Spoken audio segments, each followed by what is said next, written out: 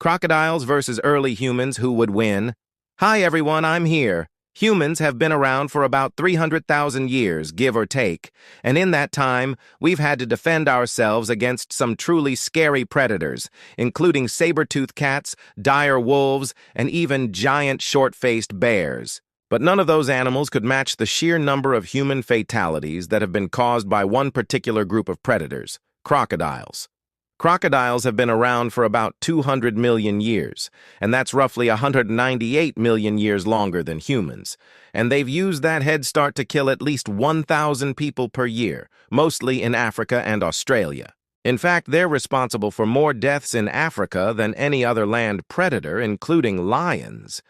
But what if these modern-day river monsters had to face off against the early ancestors of modern humans?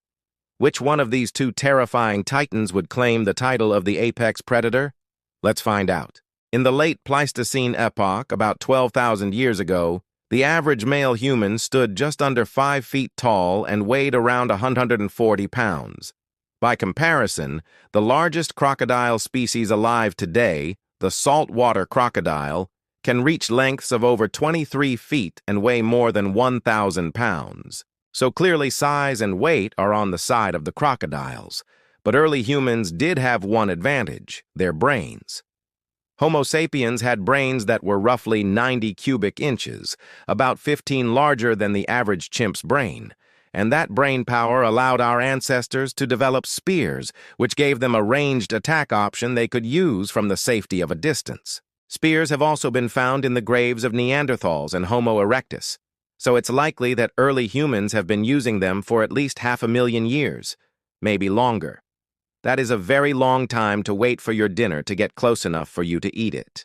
Crocodiles have incredibly powerful jaws that can exert a bite force of 3,700 pounds per square inch. That's strong enough to crush a car, but it wouldn't be able to do much if a spear was sticking out of the skull.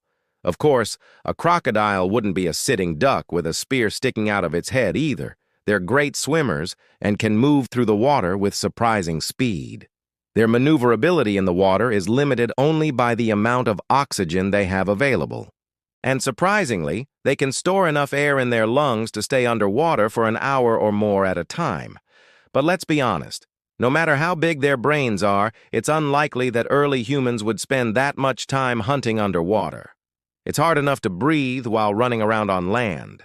Imagine trying to catch your breath while swimming underwater. Talk about a real lung buster. The human brain uses a lot of energy. That's why humans need to eat so often, and that hunger could lead early humans into crocodile territory. There are many accounts of people being taken by crocodiles while they're bathing in rivers or trying to retrieve water from watering holes. These attacks seem especially common in Africa, where there are more crocodiles than people. But early humans weren't stupid. We're the descendants of survivors who managed to pass on their genes despite living in a world full of giant predatory beasts.